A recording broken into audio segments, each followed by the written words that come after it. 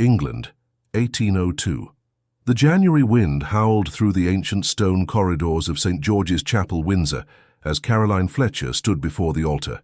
At 20 years of age, she was no longer considered young by society's standards, yet she felt like a child playing dress-up in her ivory silk wedding gown, the fabric far finer than anything she had worn in years. "Speak now, or forever hold your peace," the vicar intoned, his voice echoing in the cavernous space. Caroline dared a glance at her soon-to-be husband. Hugh Aldridge, the Duke of Silverton, stood tall and rigid beside her, his jawline tense beneath perfectly groomed sideburns. At 32, he cut an imposing figure in his formal attire, broad-shouldered, with dark hair that held a slight curl despite his attempts to tame it. His eyes, a startling shade of blue-grey, remained fixed ahead, never once meeting hers throughout the ceremony. The silence that followed the vicar's words was deafening. No one would dare object to the union between a duke and the daughter of a disgraced viscount. Caroline's father, Lord Fletcher, stood in the front pew, relief etched into every line of his aging face. This marriage would save them from complete ruin, would pay the gambling debts that threatened to send him to debtor's prison. When it came time to speak her vows, Caroline's voice trembled only slightly. "I, Caroline Elizabeth Fletcher, take thee, Hugh William Aldridge." The Duke's responses were clipped and cold. Not once did his expression soften, not even as he slipped the gold band onto her finger. His touch was impersonal, as if he were conducting a business transaction rather than pledging his life to hers. The wedding breakfast that followed at Silverton House in Mayfair was an elegant but sombre affair. Caroline sat beside her new husband at the head table, barely touching the lavish spread before her. Around them, London's elite raised crystal glasses in toast after toast, celebrating a union that both parties had entered with reservation.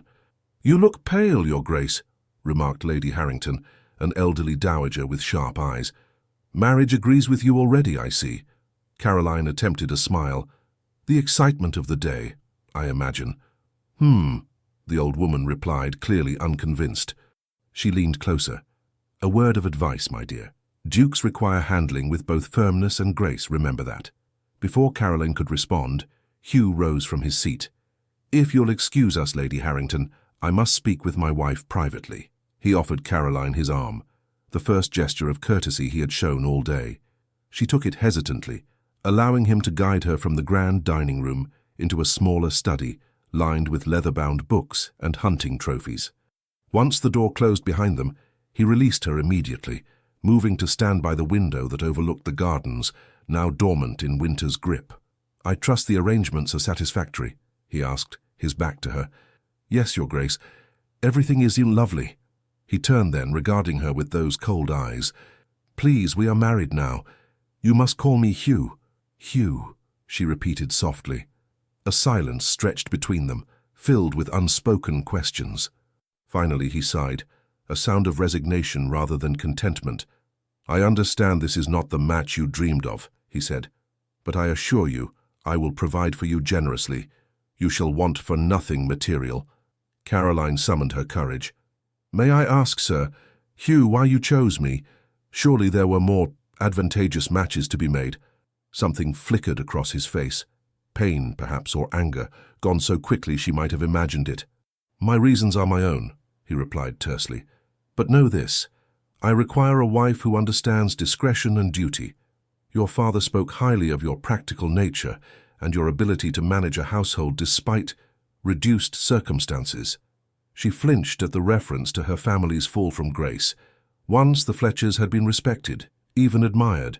Then came her father's gambling, her mother's death from consumption, and the gradual selling off of family heirlooms to maintain appearances. "I shall endeavour to meet your expectations," she said quietly. Hugh nodded, seemingly satisfied with her response. "Good. We shall depart for Silverton Abbey tomorrow. It's my primary estate in Derbyshire. The London season holds little appeal for me." With that he moved toward the door, pausing with his hand on the latch. "Oh, and Caroline?" "Yes?" "I should inform you that ours will be a marriage in name only. I have no interest in complicating matters with heirs at present. You will have your own suite of rooms. Before she could respond, he was gone, leaving her alone among the mounted stag heads and portrait of stern-faced Aldridge ancestors who seemed to judge her from their gilded frames. Caroline sank into a nearby chair, her wedding gown pooling around her. This was to be her life now, a duchess in title only, married to a man who could barely stand to look at her. Yet it was still preferable to watching her father dragged off to prison, or worse, forced to sell his last remaining property, the modest country house in Kent where she had grown up. She straightened her shoulders. She would make the best of this arrangement. Perhaps in time they might develop some form of companionship, if not affection. How wrong she would prove to be. The journey to Derbyshire the following day was conducted in near-complete silence. They travelled in the Duke's luxurious private carriage, its Aldridge crest emblazoned on the doors, 4 matched greys pulling them northward at a steady pace. Caroline had attempted conversation several times, only to receive monosyllabic responses or distracted nods. By mid-afternoon, rain began to fall, pattering against the carriage roof and windows. Caroline watched the landscape change from the neat hedgerows of the south to the wilder, more rugged terrain of the Midlands. Hugh buried himself in papers from a leather portfolio, occasionally making notes with a silver pencil. As dusk approached, Caroline noticed they were turning onto a side road, away from the main route to Derbyshire. "Are we making a stop for the night?" she ventured to ask. Hugh glanced up, seeming almost surprised to find her still there. "No. There has been a change of plans." The carriage continued down increasingly narrow lanes, the countryside growing more desolate with each passing mile. Finally they crested a hill, and Caroline gasped at the sight before her. Spread across a windswept moor, partially shrouded in mist, stood a grey stone mansion. Unlike the elegant symmetry of London townhouses, this building appeared to have grown organically over centuries, with wings and turrets added seemingly at random. A low stone wall surrounded extensive grounds, and beyond that, nothing but heath and sky for miles. "Greymoor Estate," Hugh announced, his voice oddly flat. "We arrive." "This isn't Silverton Abbey," Caroline said, confusion evident in her tone. "No, this is where you will be residing." The carriage pulled through wrought-iron gates and up a long gravel drive. As they approached, Caroline could see that while imposing, the house had an air of neglect. Several windows were shuttered, and ivy had claimed much of the eastern wall. "I don't understand," she said, her heart beginning to race. "You said we would be going to your estate in Derbyshire." Hugh finally met her eyes directly. "I said I would be going to Derbyshire. You, Duchess, will remain here." The carriage stopped before the main entrance.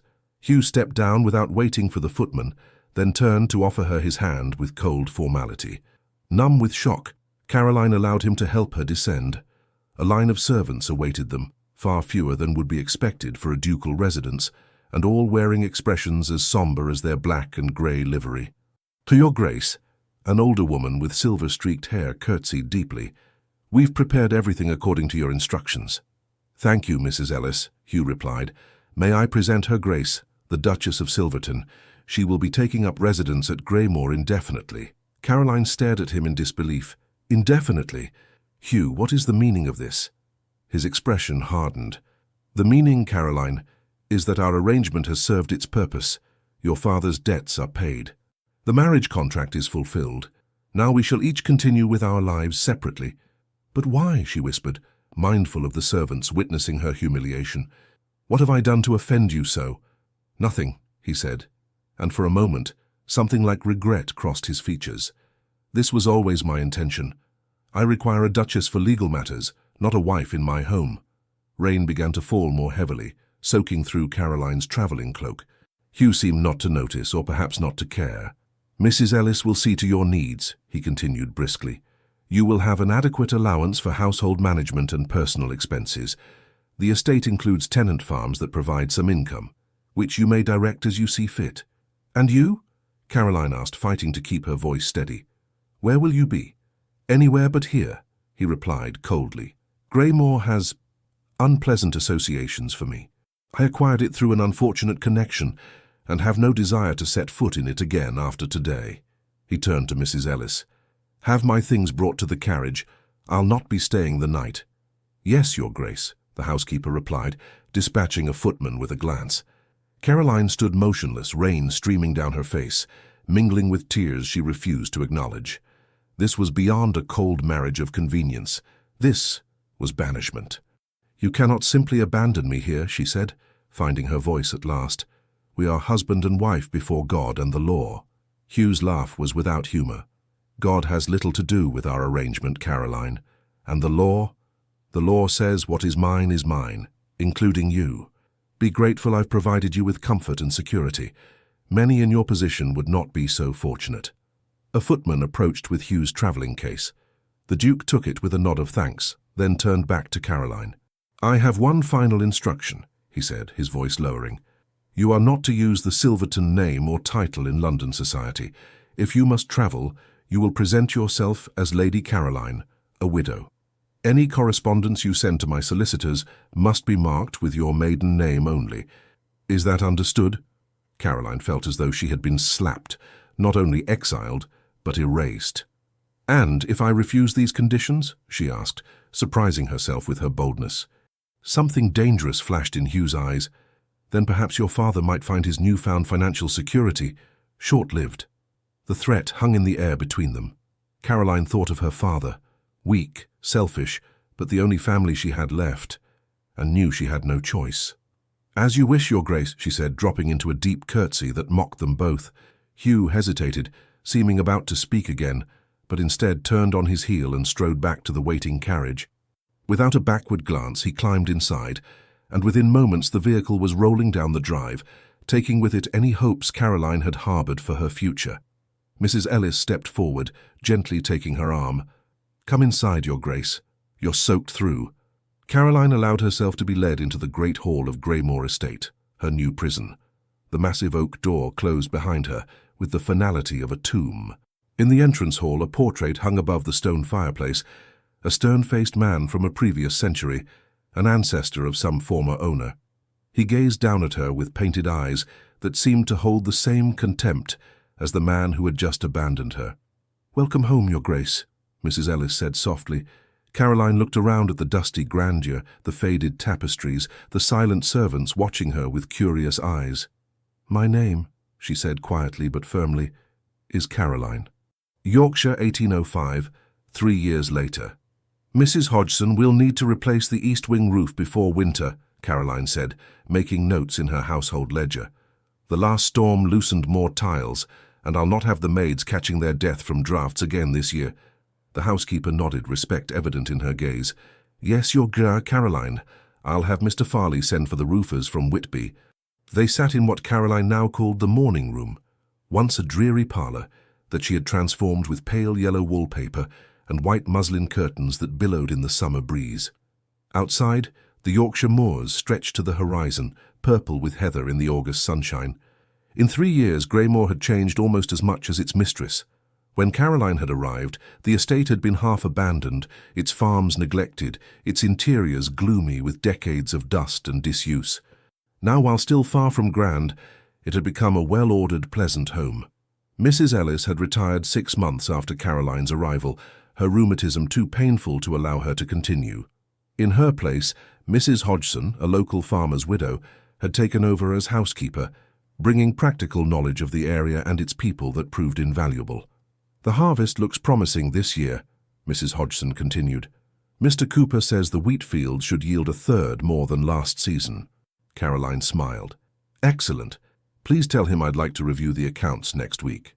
She closed her ledger, rising from her desk. "I think I'll ride out to check on the new fencing at the north pasture. Would you have Simmons prepare Athena?" "Of course. Shall I send William to accompany you?" "No need. I know these moors better than anyone now, I should think." Mrs. Hodgson smiled indulgently. "As you say, though the stablemaster won't approve." Caroline laughed, a sound that had become more frequent in recent months. "Mr. Simmons disapproves of most things I do with horses. He still believes ladies should only ride side-saddle on docile mares." "And yet he keeps training those spirited beasts for you," Mrs. Hodgson observed with a knowing look. "He enjoys the challenge, though he'd never admit it." Half an hour later, Caroline was galloping across the moor, the wind in her hair, her riding habit, a practical garment of forest green wool rather than the fashionable fripperies of London, flapping behind her. Athena, a sleek bay mare with a white star on her forehead, seemed as eager for the exercise as her mistress. As they crested a hill overlooking the estate, Caroline reined in, allowing herself a moment to survey what had become her domain. Greymoor sprawled below, its grey stone walls softened by climbing roses she had planted in her first spring. Beyond the main house, tenant cottages dotted the landscape, their chimneys sending up thin spirals of smoke. Fields of golden wheat and barley stretched toward the east, while sheep grazed on the higher ground to the north. It wasn't the life she had imagined, but it was hers. The isolation that had once felt like punishment had become a strange sort of freedom. Here, far from London society and its judgments, she answered to no one. She made decisions, solved problems, earned the respect of those who worked the land. The quarterly allowance from the Duke's solicitors arrived like clockwork, accompanied by terse notes acknowledging receipt of her reports on the estate's management. The sums were generous enough to maintain Greymoor comfortably, with enough left over for modest improvements. Caroline had learned to budget carefully, to plan for lean years, to invest in the estate's future. She had received exactly 3 personal communications from Hugh in 3 years. The first, 6 months after her exile, had been a formal notification of her father's death from apoplexy. The second, a year later, was a curt note informing her that he had arranged for her childhood home in Kent to be sold, with the proceeds added to her allowance. The third, received just last month, had been the strangest. A single line asking if she required anything for her comfort at Greymoor. She had not replied. Turning Athena toward the north pasture, Caroline pondered that last message. Why, after years of silence, would he suddenly express concern for her comfort? Perhaps his conscience troubled him, though she doubted he possessed such a thing. The new fencing was progressing well, she noted upon reaching the pasture. The sturdy oak posts would keep the sheep safely contained even in the worst winter storms. Satisfied, she was about to return to the house when she noticed a rider in the distance, approaching from the direction of the village. It was Dr. Bennet, Greymoor's nearest neighbour and the local physician. Caroline waved, guiding Athena toward him. "Good day, Dr. Bennet," she called as they drew closer. "What brings you out this way?" Edward Bennet was a man of about 40, with kind eyes and a beard just beginning to show threads of silver. He had been one of the few neighbours to call upon Caroline after her arrival, offering friendship without prying into her unusual circumstances. "Lady Caroline," he greeted her with a warm smile, "I was hoping to find you. I've just returned from London with news and thought you might appreciate a visitor." They fell into step, their horses walking side by side toward Greymoor. "London? How fared the metropolis? I scarce remember it these days." "Crowded, noisy, and altogether too warm for summer," he replied good-naturedly. "I was attending a medical conference at St. Bartholomew's." Caroline nodded. Dr. Bennet was unusually progressive in his practice, always seeking new knowledge and treatments. "And what news do you bring? Has peace with France been declared at last?" "Alas, no. Bonaparte continues his conquests, but I did hear something that might interest you more personally." He hesitated. "It concerns the Duke of Silverton." Caroline's hands tightened on the reins, causing Athena to toss her head in protest. "Oh? Has His Grace taken a new bride, perhaps? I'm surprised it took him this long." Dr. Bennet gave her a shrewd look. "No, nothing of that sort. There was talk that he's been ill, quite seriously from what I gathered." "Ill?" Despite everything, Caroline felt a twinge of something, concern, curiosity. What ails him? The specifics were vague, as such matters often are among the nobility. Something about a fever contracted during his travels. He was in India, I believe. Caroline frowned. She had not known Hugh had gone abroad. Is he expected to recover? That was unclear. "Lord Hartley, you remember him, the gentleman with the gout who visited his sister near here last summer. He mentioned seeing the Duke at his club looking like death warmed over, to quote him directly." They had reached the stable yard. Caroline dismounted, passing Athena's reins to a waiting groom. "Well," she said, striving for nonchalance, "I suppose even dukes are mortal." Dr. Bennet's expression was sympathetic as he too dismounted. "Indeed. Though I thought you should know, given your connection." "Thank you for your consideration," Caroline replied, her tone more formal than she intended. "Will you stay for tea? Mrs. Hodgson has made seed cake." The doctor accepted readily, and they spent a pleasant hour discussing village news and his observations from London. Yet Caroline found her thoughts repeatedly straying to Hugh. Ill, perhaps seriously so. The man who had abandoned her without a backward glance, who had threatened her father, who had condemned her to exile. She should feel nothing but satisfaction at his suffering. So why did an unfamiliar disquiet settle in her chest? After Dr. Bennet departed, Caroline retreated to her private sitting room, once a gloomy chamber with heavy velvet draperies that she had transformed into a cozy retreat with bookshelves and comfortable furniture. The pianoforte in the corner, ordered from York 2 years ago, had been her one true indulgence. Music had always soothed her, and in the long, quiet evenings at Greymoor, it had become her faithful companion. She sat at the instrument now, running her fingers over the keys without playing. Hugh ill in London, perhaps even dying. What would become of her if he died? Would his heir, some distant cousin, she presumed, honour the arrangements that kept Greymoor functioning? Or would she find herself truly homeless, without even this remote refuge? The practical questions were easier to contemplate than the emotional tangle beneath them. In 3 years she had built a life from the ruins of his rejection. She had found purpose, respect, even contentment. Yet she remained legally bound to a man who despised her, her future subject to his whim. With sudden resolve, Caroline moved to her writing desk and pulled out a sheet of paper.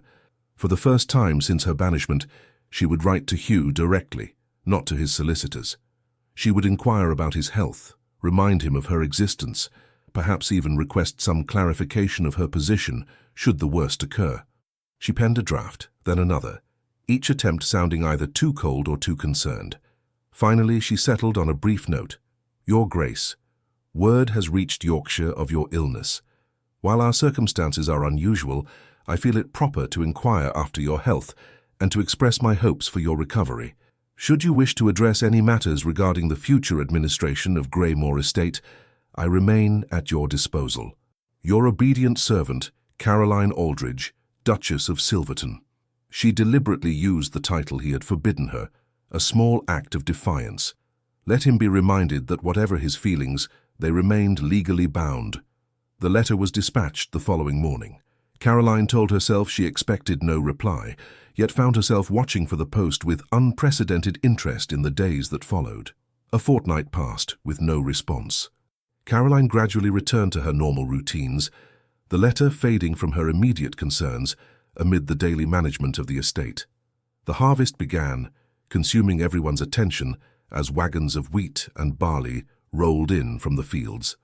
It was during this busy period, as September drew to a close, that the weather turned. What began as a light rainfall in the afternoon had, by evening, become a howling gale. Wind lashed at the windows of Greymoor, driving rain against the glass in sheets. Caroline sat by the fire in her sitting room, attempting to focus on a novel while the storm raged outside. A sudden commotion in the entrance hall drew her attention. She heard voices, the heavy oak door opening and closing, footsteps on the stone floor. Curious, she set aside her book and moved to the corridor, where she found Mrs. Hodgson directing 2 footmen who were struggling with a large trunk. "What's happening?" Caroline asked, raising her voice above the sound of the wind. Mrs. Hodgson turned, her expression a mixture of alarm and excitement. "A visitor, your Caroline, arrived just now in the worst of the storm." "A visitor? In this weather? Who would—" Before she could complete the question, the entrance hall door opened again, admitting a gust of wind, rain, and a tall figure in a dripping greatcoat. The hood fell back, revealing a face Caroline had not seen in 3 years but would have known anywhere. Hugh Aldridge, Duke of Silverton, stood in her hall, looking like a man who had ridden through hell itself to reach her door. "Hello, Caroline," he said, his voice hoarse with exhaustion. "I believe we have much to discuss." Caroline froze, certain she must be dreaming. Hugh stood before her, rain dripping from his greatcoat onto the stone floor, his face haggard and drawn in ways that went beyond mere travel fatigue. His once immaculate appearance was dishevelled, his hair longer than fashion dictated, his cheeks hollow beneath several days' growth of beard. "Your Grace," she finally managed, falling back on formality as a shield. "This is unexpected." A ghost of a smile crossed his lips. "Indeed. May I—" He swayed slightly, catching himself against the door frame. Caroline's instincts overrode her shock. "Mrs. Hodgson, have a fire lit in the blue bedchamber immediately, and send to the kitchen for hot soup and tea." She turned to the footman. "Simmons, help His Grace upstairs." "That won't be necessary," Hugh protested, straightening with visible effort. "I'm perfectly capable." Whatever he meant to say was lost as his knees buckled. The footman lunged forward, catching him before he could fall. "Stubborn as ever," Caroline muttered, moving quickly to his other side. "Upstairs now." Between them, they managed to guide Hugh up the grand staircase to the east wing, where the blue bedchamber, the finest guest room at Greymoor, awaited. By the time they reached it, servants had already lit a roaring fire and turned down the bedcovers. "Leave us," Caroline instructed, once Hugh was seated in a chair by the fire. "Bring hot water and towels, then the food when it's ready." When they were alone, she studied him more carefully. His skin had a sallow undertone that spoke of recent illness, and fine lines had appeared around his eyes that hadn't been there 3 years ago. Yet those eyes remained the same startling blue-grey, now watching her with an intensity that made her uncomfortable. "For you should remove that wet coat before you catch your death," she said briskly, falling into the practical role that had become second nature. Hugh complied without argument, a worrying sign in itself. As he struggled with the heavy wool, Caroline moved to help him, then stopped herself, uncertain of the boundaries between them. "Thank you," he said quietly as he finally shed the garment. Beneath it, his clothes were relatively dry, though crumpled from travel. "Your hospitality is more than I deserve." Caroline busied herself hanging the coat near the fire. "Why are you here, Hugh?" He didn't answer immediately, staring into the flames. "I received your letter. That was weeks ago, and it hardly explains why you've appeared on my doorstep in the middle of a storm, half dead from exhaustion. I wasn't in London when it arrived. I was at Silverton Abbey recovering." He looked up at her. "The rumours of my illness were not exaggerated. Malaria, contracted in Bengal. The doctors weren't certain I would survive." Despite everything, Caroline felt a pang of sympathy.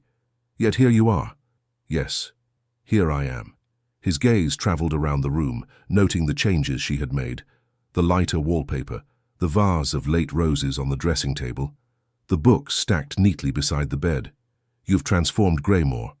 "I've had 3 years to do so," she replied, unable to keep the edge from her voice. A knock at the door announced the arrival of hot water and towels. Caroline directed the maid to leave them on the washstand, then excused herself while Hugh refreshed himself. She used the moment's reprieve to gather her thoughts in the corridor outside. Hugh, here, after all this time. The reality of it was still sinking in. What could possibly have driven him to make such a journey, especially in his weakened state? When she returned, he had washed the travel grime from his face and hands and looked marginally more like the aristocrat she remembered. He stood by the window, watching the storm lash the moors. "A bleak prospect," he commented. "I never understood why my uncle was so attached to this place." "Your uncle?" Caroline asked, surprised by this new piece of information. Hugh nodded. "Greymoor belonged to my mother's brother, Lord Cavendish, a recluse with peculiar habits. When he died without issue, the property came to me. You never mentioned this before." "I never mentioned many things." He turned from the window to face her. "That is why I'm here, Caroline. There are truths you deserve to know." Another knock heralded the arrival of soup, bread, and tea. Caroline directed the maid to set the tray on the small table by the fire, then dismissed her. "Eat first," she instructed Hugh. "Whatever revelations you've brought can wait until you've restored your strength." To her surprise, he obeyed without protest, sitting down to consume the simple meal with evident appreciation. Caroline took a chair opposite him, pouring tea for them both. The domesticity of the scene struck her as surreal, serving tea to the husband who had abandoned her in the house to which he had exiled her. When Hugh had finished eating, colour had returned to his face, though the shadows beneath his eyes remained. He leaned back in his chair, cradling his teacup in long, elegant fingers. "Thank you," he said simply. "I had forgotten how direct you can be. Most women of my acquaintance would have swooned at my appearance, then pestered me with questions while I collapsed from hunger." "I am not most women," Caroline replied. "Nor am I truly of your acquaintance, despite our legal connection." He winced at that. A fair point. Setting aside his cup, he met her gaze directly. "I owe you an explanation for my actions 3 years ago." "Yes, you do." It will not be a pleasant tale, nor one that excuses my behavior. But perhaps it might help you understand. Caroline nodded, bracing herself. I'm listening. Hugh rose, moving to stand by the fire. The flames cast his face in sharp relief, highlighting the new hollows in his cheeks. You asked, on our wedding day, why I chose you as my bride. I gave you a partial truth, that I required a wife who understood discretion and duty. What I didn't tell you was why I needed such qualities. He paused, seeming to gather his thoughts. Have you heard of Lady Eleanor Brampton? The name was vaguely familiar to Caroline. I believe so, the daughter of the Marquess of Wexford. There was some scandal. Yes, 7 years ago she was the most celebrated debutante of the season. Beautiful, accomplished, from an impeccable family. His voice took on a bitter edge. I was 25, newly invested with the dukedom after my father's death. Eleanor and we formed an attachment. Caroline listened silently, beginning to see where this tale might lead. We became engaged. The wedding was to be the social event of the year. Hugh's hands clenched at his sides. A week before the ceremony, I discovered she had been carrying on a clandestine affair with my closest friend, Richard Harlow, Viscount Pemberley. Oh, Caroline breathed. How dreadful for you. Hugh laughed without humour. The betrayal was excruciating, yes, but what followed was worse. When I confronted Eleanor, she confessed not only to the affair but to being with child, Pemberley's child. She begged me to go through with the wedding, to claim the child as my own, to save her from disgrace. And you refused, Caroline guessed. Of course I refused. I was young, proud, furious at the deception. I broke the engagement publicly, exposing her infidelity to all of London. His expression darkened. 2 days later, Eleanor took her own life. She drowned herself in the lake at her father's estate. Caroline gasped. How terrible! Terrible indeed. Her family was devastated. Her father, the Marquis, blamed me entirely. He claimed I had driven her to despair with my callous rejection. Many in society agreed. Hugh's voice grew hollow. Perhaps they were right. Had I handled the matter more discreetly, had I shown more compassion, you cannot blame yourself for her choices, Caroline said softly. She deceived you cruelly. Hugh shook his head. A man in my position has responsibilities beyond his personal feelings. I failed in those responsibilities, and a young woman died, her unborn child with her. He returned to his chair, sitting heavily. The scandal was immense. The Marquess swore to ruin me socially and financially. My reputation was in tatters. Even the Prince Regent suggested I remove myself from London until the matter faded from memory. So you retreated to Silverton Abbey? For 2 years, yes. I avoided society completely. When I finally returned to London, I found attitudes toward me had softened somewhat, but the Wexford family's animosity remained undiminished. He met her eyes directly. Which brings me to you, Caroline. Me? She frowned, confused by the connection. By then, I had resolved never to marry. I would let the title pass to my cousin upon my death, but my solicitor informed me that certain entailed properties, including Silverton Abbey itself, could only pass to a direct heir or a widow. Without either, they would revert to the crown. Understanding began to dawn on Caroline. So you needed a wife to secure your inheritance, but not a true marriage. Hugh nodded. I required a bride who would accept unusual terms, who would not expect love or even companionship. When your father approached my solicitor about a potential match, suggesting you would accept almost any arrangement to save your family from ruin, it seemed convenient. Caroline felt a chill that had nothing to do with the storm outside.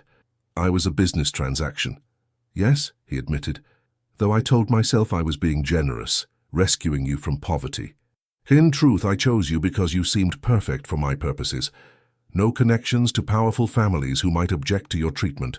No reputation for romantic notions. No beauty striking enough to tempt me from my resolve to keep the marriage in name only. His words stung, though Caroline had long suspected such calculations. And Greymoor? Why exile me here specifically? A shadow crossed Hugh's face. Greymoor was where Eleanor and I were to spend our honeymoon. After her death, I couldn't bear to visit it, yet could not bring myself to sell it either. When I needed somewhere to place you, it seemed fitting. A house of disappointed hopes for a marriage that would never be real. How poetic. Caroline said dryly, masking her hurt with sarcasm. Hugh flinched at her tone. I deserved that. My behavior was inexcusable. Yet, you're here now, explaining yourself, Caroline observed. Why? What changed? He was silent for a long moment, the only sounds the crackling of the fire and the howling wind outside. When he spoke again, his voice was quieter. I nearly died in India. Fever, delirium for weeks. I was there negotiating trade agreements for the Crown. Something to occupy my mind, to feel useful. His eyes took on a faraway look. In my delirium, I saw Eleanor. Not as she was at the end, desperate and afraid, but as she might have been had she lived, bitter, trapped in a loveless marriage, raising another man's child, while resenting me for her situation. Caroline listened, fascinated despite herself.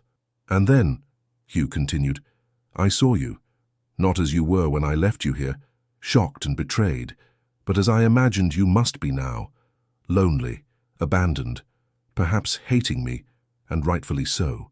He met her eyes directly. It made me realize that in trying to protect myself from another Eleanor, I had created a similar situation, trapping a woman in circumstances not of her choosing, causing pain to save my pride. The situations are hardly comparable, Caroline pointed out. I did not deceive you. I upheld my end of our arrangement, however unpleasant. Precisely, Hugh said, leaning forward earnestly. You deserved better than what I gave you. When I began to recover, I resolved to right this wrong. Your letter arrived just as I was considering how to approach you. And what exactly do you propose to do now? Caroline asked, struggling to keep her voice level. You cannot undo 3 years of exile with a single conversation. Hugh ran a hand through his hair, a gesture of uncertainty she had never seen from him before. I know that. I came to offer you choices, Caroline. Real choices. Not the illusion of choice I gave you before. What sort of choices? She asked warily. First, if you wish to continue as you are, managing Greymoor independently, I will formalize the arrangement legally. The estate will be yours entirely, not held in trust or subject to my whim. You would have complete autonomy, financially and otherwise. Caroline's eyebrows rose in surprise. That's generous. It's the least I can do, Hugh replied. Second, if you prefer to leave Yorkshire altogether, I will establish you in London or anywhere else you choose, with a house and income befitting your rank. You could rejoin society as the Duchess of Silverton, with all the privileges and respect that entails. And you would acknowledge me publicly? Caroline asked skeptically. Yes, though we might still live separately, there would be no more secrecy, no more pretending you don't exist. Caroline considered this. After 3 years of rural isolation, the thought of London's bustling streets and social whirl was both tempting and intimidating. And the third choice? Hugh hesitated, his gaze dropping to his hands. The third option is more complicated. How so? He looked up, meeting her eyes with an intensity that made her breath catch. You could return with me to Silverton Abbey. As my true wife, not merely in name. Caroline stared at him, certain she had misheard. I beg your pardon? My illness changed me, Caroline. Facing death has a way of clarifying what matters. His voice grew softer. I've spent years punishing both of us for Eleanor's betrayal. I've lived half a life, holding everyone at a distance. I don't want to continue that way. So I'm to be your salvation? Caroline asked, incredulous. The convenient wife becomes the convenient redeemer? Hugh winced. I deserve your skepticism, but this isn't about convenience. It's about... He struggled for words. Possibility. The possibility that two people bound by circumstance might find something genuine between them. Caroline rose abruptly, needing distance from him and the unexpected turn of this conversation. She moved to the window, watching rain stream down the glass, her thoughts in turmoil. Why would I even consider such an arrangement? She asked finally. You abandoned me without a second thought. You threatened my father. You've shown no interest in my existence for 3 years. All true, Hugh acknowledged. I have no right to ask anything of you, but I hoped, that you might at least consider it. Caroline turned back to face him. Based on what? A deathbed conversion and pretty words? You don't even know me, Hugh. The woman you married no longer exists. Greymoor changed her. Then let me know the woman you've become, he said simply. Give me the chance to earn your trust, if not your affection. The earnestness in his voice was so at odds with the cold, distant man she remembered that Caroline found herself momentarily speechless. Before she could formulate a response, a fit of coughing seized Hugh, harsh and racking. He pressed a handkerchief to his mouth, his shoulders shaking with the effort to control it. Caroline moved to him instinctively, pouring a glass of water from the pitcher on the table. "Here," she said, offering it when the coughing subsided. "You should rest. This conversation has taxed your strength." Hugh accepted the water gratefully. "I'm stronger than I appear," he said after drinking. "But perhaps you're right. We needn't resolve everything tonight." "No," Caroline agreed. "We have time." The realization struck her as strange. After 3 years of enforced separation, they suddenly had time. "Will you at least consider my proposals?" Hugh asked, his voice rough from coughing. "Not just the third option, but all of them? Take as long as you need." Caroline studied him, this man who was legally her husband, yet practically a stranger. The man who had wounded her deeply, yet now sat before her offering restitution. His face was drawn with exhaustion, but his eyes held a sincerity she had never seen in them before. "I will consider them," she said finally, "but I make no promises. And I have questions, many questions that will need answering before I decide anything." Relief washed over Hugh's features. "Thank you. That's more than I had any right to expect." A knock at the door interrupted them. Mrs. Hodgson entered at Caroline's call. "Pardon the intrusion," the housekeeper said, glancing curiously between them, "but the storm has worsened considerably. The bridge over the Grimsley Beck has flooded. No one will be travelling in or out of Greymoor until the waters recede." Hugh looked to Caroline, a question in his eyes.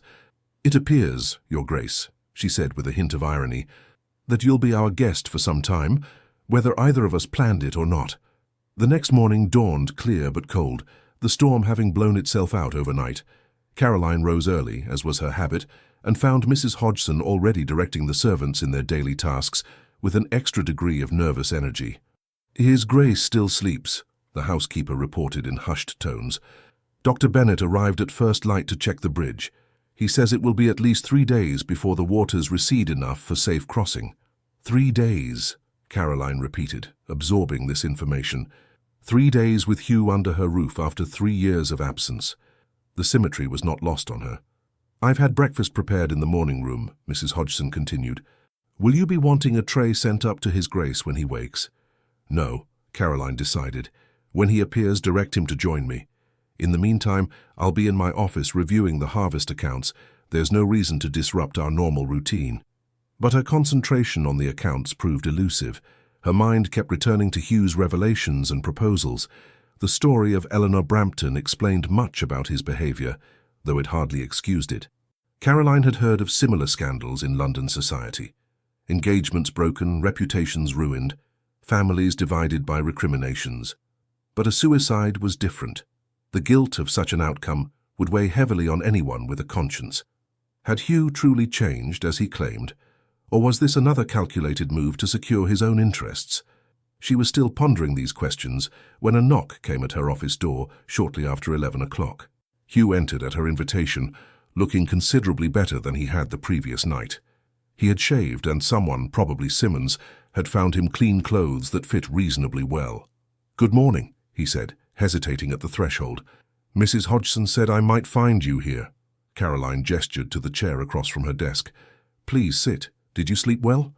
"Better than I have in months," he admitted, taking the offered seat.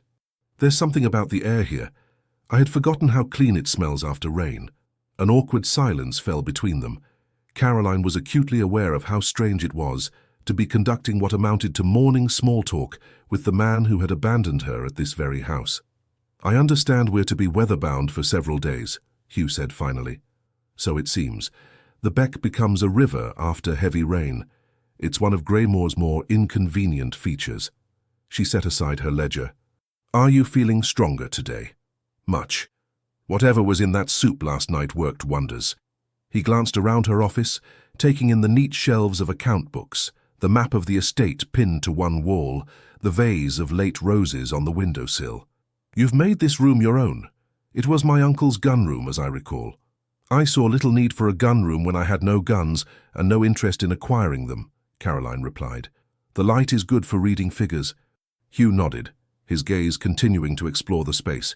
You keep the accounts yourself? I do. Mr. Wilson, the steward, prepares the initial figures, but I review everything. It's my responsibility to ensure Greymoor runs efficiently. Impressive, Hugh murmured, and to her surprise he seemed genuinely to mean it. Most duchesses would consider such tasks beneath them. I am hardly most duchesses, Caroline reminded him.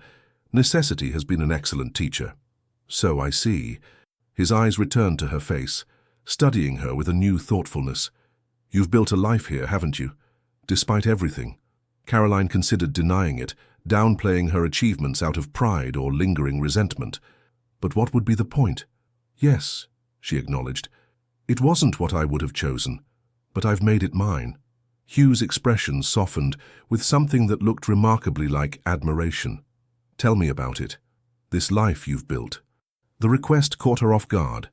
In all their brief interactions during their courtship and wedding, he had never shown interest in her thoughts or experiences. Yet now he seemed genuinely curious.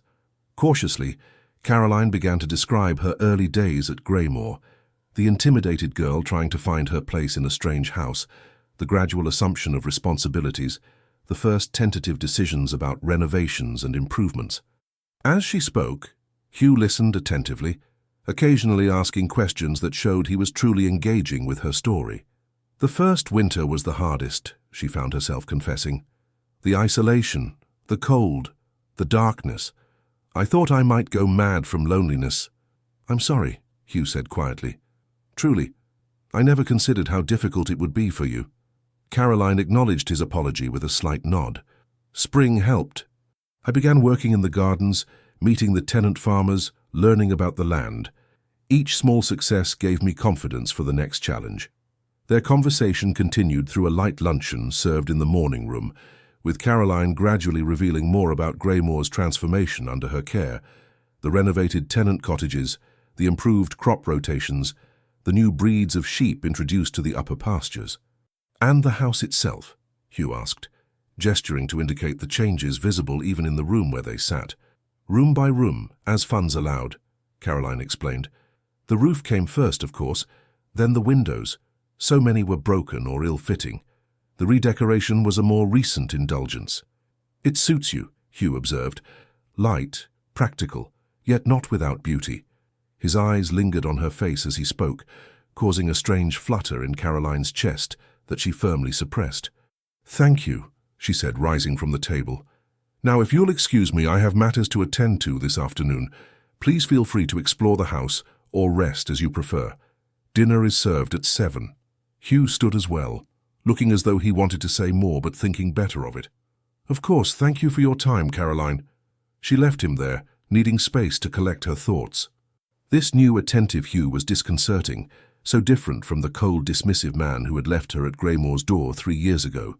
Part of her warned that it could be an act, a calculated charm to win her compliance with whatever he truly wanted. Yet another part, a part she had thought long silenced, wondered if perhaps his illness had genuinely changed him.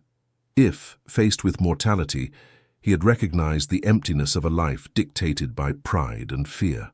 As the afternoon progressed, Caroline found herself watching Hugh surreptitiously as he explored Greymoor. From her office window, she observed him walking in the garden, pausing to examine the roses she had planted along the south wall. Later, passing the library, she glimpsed him studying the collection of books she had gradually assembled, modest compared to a ducal library, but chosen with care to reflect her interests in agriculture, music, and natural history. By the time they met again for dinner, Caroline had resolved to use their enforced proximity to learn more about this changed man who claimed to want a second chance. Whether his transformation was genuine or merely expedient, understanding his true motives would help her make a clear-eyed decision about her future. Dinner was served in the small dining room. Caroline had never used the grand formal dining hall with its oversized table that would seat 30.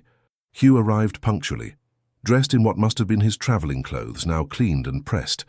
Caroline wore one of her simpler evening gowns, a deep blue silk that she had ordered from York the previous year. As they took their seats, an air of formality descended that had been absent from their earlier conversations. The presence of footmen serving each course seemed to remind them both of their respective positions. Duke and Duchess, estranged yet still bound by law, and now breaking bread at the same table. "I spent some time in your library today," Hugh remarked as the soup course was served. "Your collection on agricultural improvements is quite comprehensive." "A necessity rather than a luxury," Caroline replied. "When I arrived, Greymoor's farming methods were decades behind the times. I needed to educate myself quickly." "Nevertheless impressive. I particularly noted Young's a 6-month tour through the north of England, not light reading by any measure." Caroline couldn't help a small smile. "No, but invaluable for understanding the potential of these northern soils. Have you read it?" "Parts," Hugh admitted, "though I confess I found his prose style somewhat laborious." "That's diplomatic of you," Caroline said, her smile widening slightly. "I found it positively soporific in places, but the information was worth the struggle." A hint of answering amusement flickered in Hugh's eyes, and for a brief moment something like natural rapport existed between them.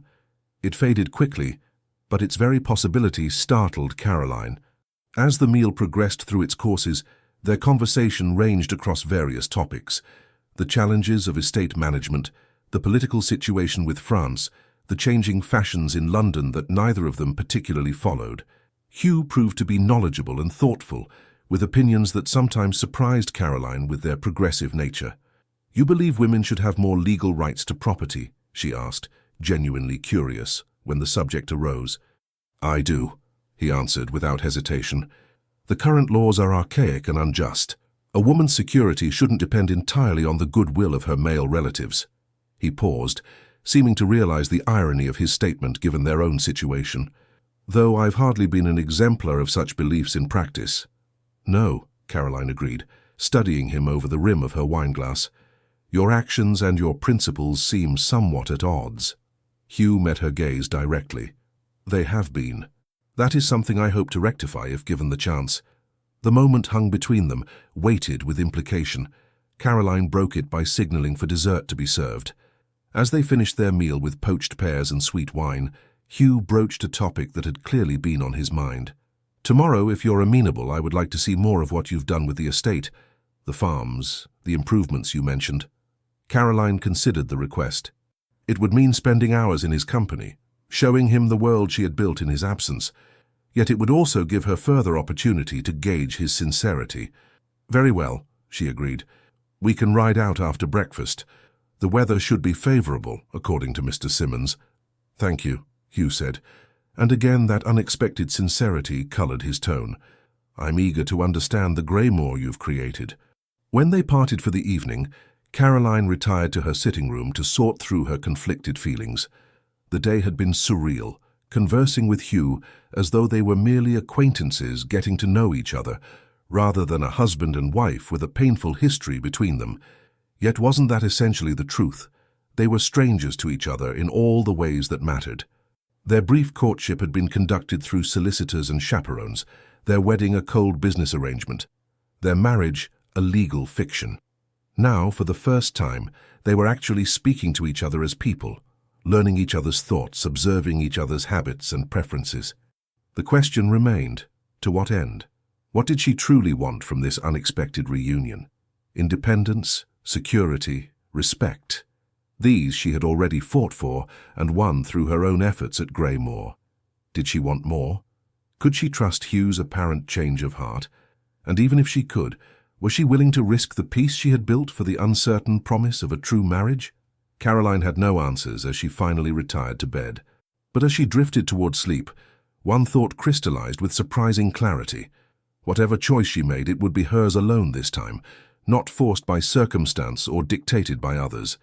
In that, at least, she and Hugh now stood on equal ground. Yorkshire, 1805. The following morning dawned clear but cold. Hugh's carriage had been brought around to the front of Greymoor, his luggage loaded, the horses fresh and eager for the journey. Caroline stood on the front steps watching as Hugh gave final instructions to his coachman. They had shared breakfast amicably, but now that the moment of parting had arrived, an awkwardness had descended between them. Finally, Hugh approached her.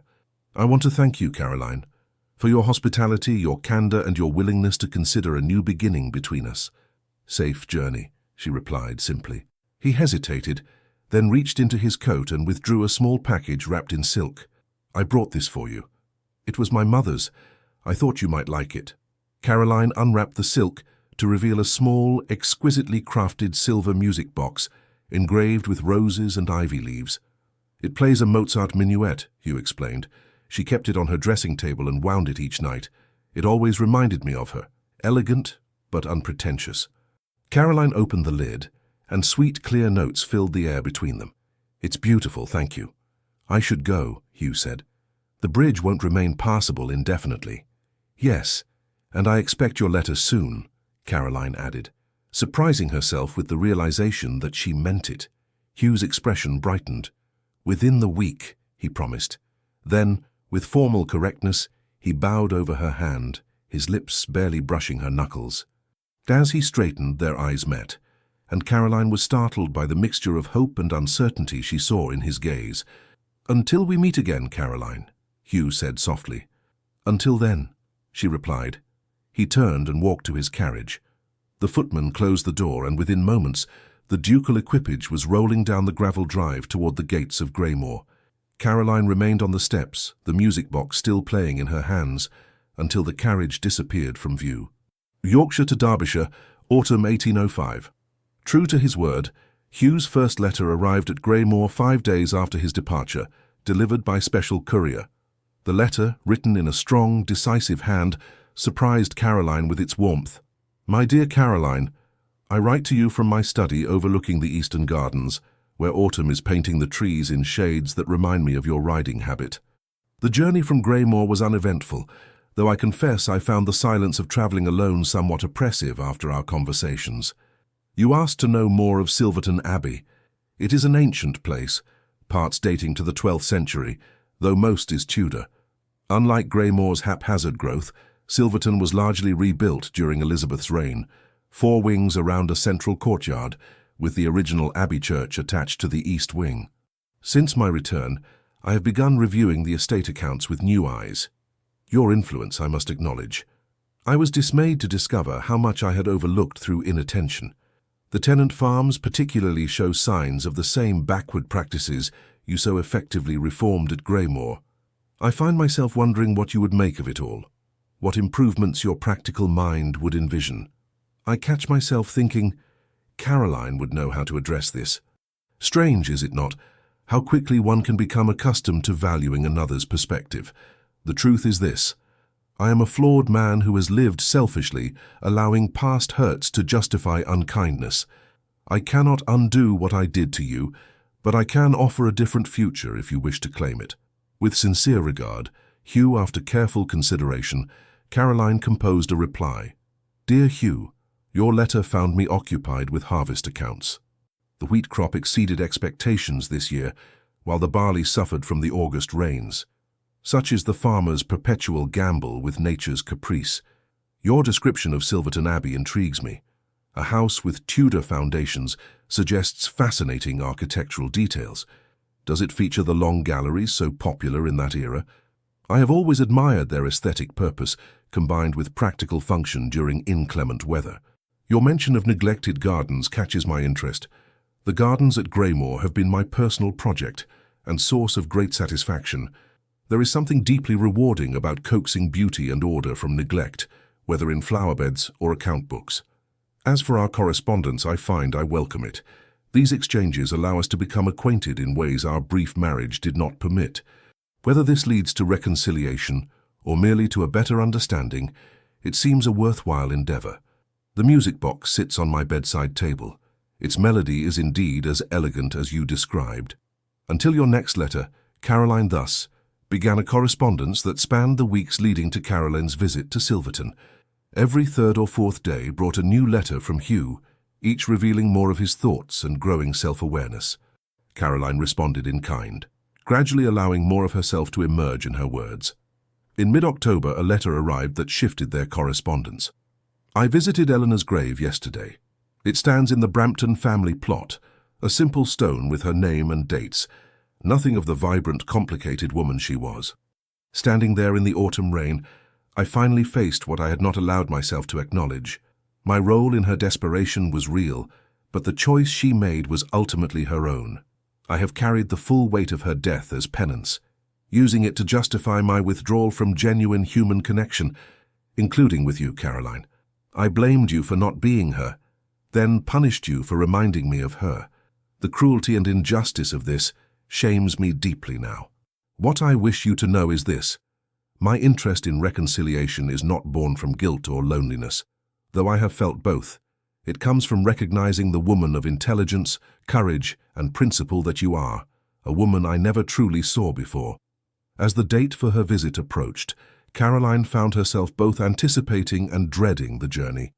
Meeting Hugh on neutral ground at Greymoor had been one thing. Seeing him in his ancestral home would be quite another. Silverton Abbey, Derbyshire, November 1805. The journey from Yorkshire to Derbyshire took 2 full days. As the carriage turned onto a tree-lined drive, Caroline caught glimpses of parkland dotted with ancient oaks, their leaves in the final stages of autumn gold. The drive curved, and suddenly Silverton Abbey appeared, a magnificent Tudor building of warm red brick with stone facings, its 4 wings arranged around a central courtyard. Unlike Greymoor's forbidding grey stone, Silverton seemed to welcome visitors, its proportions grand but not overwhelming. The carriage drew up before the main entrance. Hugh stood waiting on the steps, flanked by a double line of servants. The formality struck Caroline forcefully. This was no casual visit, but her first official arrival as Duchess of Silverton. "Welcome to Silverton Abbey, Caroline," Hugh said warmly. The great hall took Caroline's breath away, soaring 2 stories high with a hammer-beam ceiling and walls hung with ancient tapestries. Hugh guided her through stately reception rooms and finally into a long gallery that ran the length of the south wing. "You asked about Tudor galleries in your letter," he reminded her. "This one offers views of both the formal gardens and the lake." Caroline moved to one of the tall windows, looking out over meticulously maintained parterres. "It's beautiful. The whole house is remarkable." "Thank you," Hugh replied, coming to stand beside her. "Though I can take little credit for it, generations of Aldridges have shaped Silverton." "Yet you are its current steward," Caroline observed. "The choices you make will determine what future generations inherit." Hugh looked at her with intensity. "Precisely so. It's a perspective I've only recently come to appreciate fully. I've realized that a great house needs more than mere maintenance. It needs purpose, direction, heart." The implication hung between them. Hugh believed Silverton needed her, just as he had suggested he himself did. That evening at dinner, Caroline asked the question that had been foremost in her mind. "What exactly are you proposing, Hugh? If I were to choose your third option, to return here as your true wife, what would that mean in practice?" Hugh met her eyes steadily. "In practice, it would mean sharing a life in the fullest sense, a true marriage, not merely a legal arrangement. You would be Duchess of Silverton in every meaningful way, with all the privileges and responsibilities that entails." "Including," Caroline prompted, "including the possibility of heirs if you were willing, including shared decisions about Silverton's future, including my fidelity and commitment until death parts us." The directness of his answer left Caroline momentarily speechless. She had imagined perhaps a cordial arrangement, a public reconciliation that maintained private distance. What Hugh described was far more intimate and complete. "That's a significant change from your previous position," she said finally. "Yes," Hugh acknowledged. "As I said, my illness changed me. Facing mortality clarifies what truly matters." He paused, then added quietly, "Loneliness is a poor companion in one's final hours. Pride is colder still. And if I were to agree, how would we bridge the gap between our current circumstances and such intimacy? We are still virtual strangers in many ways." "We would take time," Hugh replied without hesitation. "Build trust gradually, learn each other's habits, preferences, thoughts." A hint of vulnerability crossed his features. "I would not rush you, Caroline. And my independence, the autonomy I've built at Greymoor? I would not ask you to surrender it. Greymoor would remain yours to manage as you see fit. Your involvement at Silverton would be by choice, not obligation." His answers were thoughtful, respectful of her concerns. Caroline found herself truly considering the possibility he described, a partnership of equals despite their different backgrounds. In the days that followed, Hugh showed Caroline every aspect of Silverton, from the tenant farms to the village school. Unlike her early days at Greymoor, where she had been left alone, Hugh guided her understanding of Silverton's history, challenges and potential. For her part, Caroline found herself increasingly drawn to the estate's challenges. Each day revealed more of Hugh's genuine change of heart, as he actively sought her input, valued her experience, and implemented her suggestions without hesitation. They discovered shared interests beyond estate management, a love of music that led to evenings by the pianoforte, a mutual appreciation for literature, even an unexpected compatibility in their sense of humor. As Christmas approached and the end of her visit neared, Hugh and Caroline walked through the frost-covered gardens. "I've been thinking about your 3 options," Caroline said quietly, "and I believe I've made my decision." Hugh stopped walking, his expression carefully controlled. "And your answer?" Caroline took a deep breath. "I choose the 3rd option, to return to Silverton as your true wife, but with conditions." Relief and joy washed over Hugh's face. "Name them." "First, we continue as we have been, building trust gradually, allowing feelings to develop naturally. No expectations of immediate intimacy." "Of course," Hugh agreed readily. "Second, I maintain my independence at Greymoor. I wish to divide my time between both estates, at least initially." "Agreed. Your work there is too important to abandon." "And third," Caroline said, meeting his gaze directly, "you must promise never to shut me out again. No matter what difficulties arise between us, we face them together, with honesty and respect." Hugh took her hands in his expression solemn. "I swear it, Caroline. Never again will you face coldness or abandonment from me." He paused, then added softly, "I believe I'm falling in love with you, not as an idea or a convenience, but as the remarkable woman you are." Caroline felt a smile spreading across her face, warming her from within despite the December chill. "And I believe I may be falling in love with you too. Not the Duke of Silverton, but the man who crossed England to beg forgiveness and prove himself worthy of a second chance." Hugh's eyes shone with emotion. "May I kiss you, Caroline? I've wanted to since that day at Greymoor when you challenged everything I thought I knew about you." "About us?" "Yes," she whispered. He drew her gently into his arms, and their lips met in a kiss that held both tenderness and promise. When they parted, Caroline rested her head against his chest, hearing the steady beat of his heart beneath layers of wool and linen. "Welcome home, Duchess," Hugh murmured against her hair. Caroline smiled against his coat.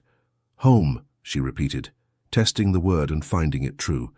After 3 years of exile and months of uncertainty, she had found not just a house, but a heart to call home, and a future built not on duty or convenience, but on genuine love and respect. Above them, snow began to fall, delicate flakes settling on the formal gardens of Silverton Abbey, nature's blessing on a love that had weathered storm and separation to find its way to spring. The end. Dear listener, the seasons of life, like those from Yorkshire to Derbyshire, change without consulting us. Sometimes we find ourselves exiled to desolate moors where the wind seems to cut through our very soul. Like Caroline, perhaps you have faced abandonments, disappointments, or losses that seemed like final verdicts on your happiness.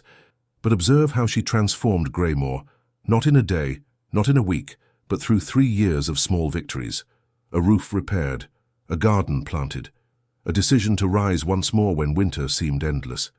You too have this strength, the capacity to build beauty from ruins, to find purpose where others see only desolation, to become not merely a survivor, but a steward of your own destiny. And as Hugh discovered belatedly, pride is a cold companion on the darkest nights. The walls we build to protect ourselves often become our prisons. It is never too late to cross the metaphorical England of your life and ask forgiveness of others and of yourself. Remember that the second chapter, third or fourth of your story can be entirely different from the first. Relationships can be healed. Hearts can change. Exiles can end. As you fall asleep tonight, know that you are protected by the same starry sky that illuminates Silverton Abbey. Your resilience is your lullaby, and tomorrow brings possibilities not yet written. Sleep peacefully, knowing that your capacity to rebuild, forgive, and love remains intact, no matter what storms you have weathered. As Caroline and Hugh discovered, sometimes we must lose something to truly value what has been before us all along. And like them, you deserve an ending where love, respect, and understanding triumph over old wounds. Rest well, dream deeply, and awaken renewed to write the next chapter of your own redemption story, with gratitude for sharing this moment with us. The Legends of the Fall Team. Thank you for staying with us until the very end of this emotional journey. If this tale touched your heart, we warmly invite you to subscribe, like, comment, and share our channel. Your support helps us continue creating more stories of love, redemption, and breathtaking twists. At the end of this video, you'll see a suggestion for another one of our historical stories. Click it and be surprised by more beautiful tales like this. With all our gratitude, the Legends of the Fall Team